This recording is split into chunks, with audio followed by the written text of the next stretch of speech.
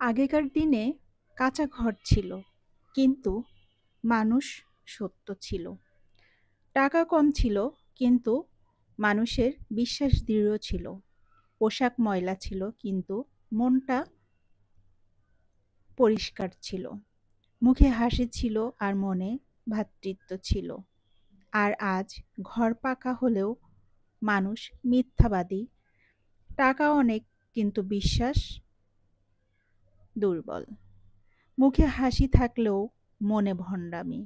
পোশাক পরিচ্ছন্ন থাকলেও কিন্তু মন ময়লা।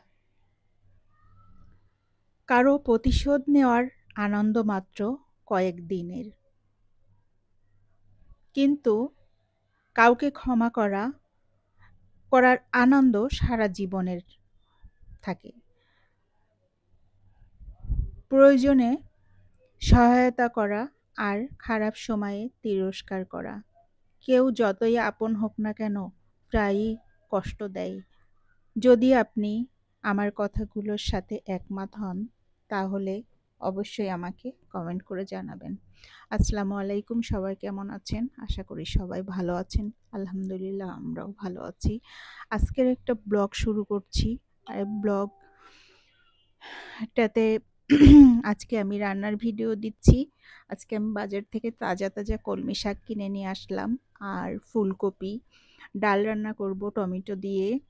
আর আমার খুব সজনার ডাঁটা খেতে ইচ্ছা করছে। তো আমার বাড়ির কেউই আসলে সজনার ডাঁটা খায় না। তো আমি অল্প করে সজনার ডাঁটা কিনে নিয়ে আসছি, সেইটা আমি তরকারির ভিতরে দিয়ে খাবো। সেজন্য আমি হচ্ছে এখন রান্না করছি।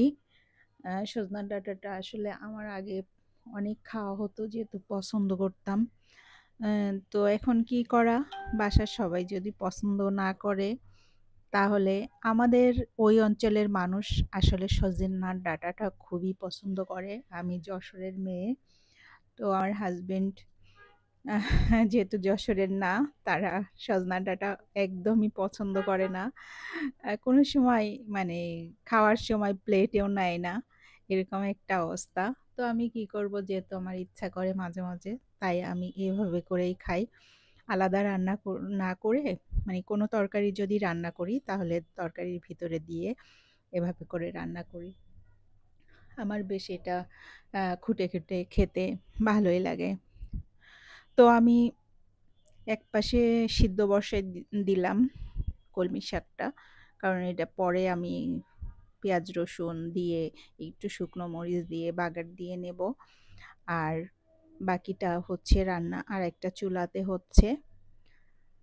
তো মিক্সড সবজি কার কার পছন্দ। সবজির দাম ঈদের পরে দেখছি আবার একটু বেড়ে গেছে। সব সবজির দামই দেখলাম এখন একটু বেড়ে গেছে, খুব বেশি বাড়েনি, তারপরেও মোটামুটি বেড়েছে। ফুলকপি নিল ৮০ টাকা করে, বেশিরভাগই ৮০-র ঘরে সবজি দেখলাম।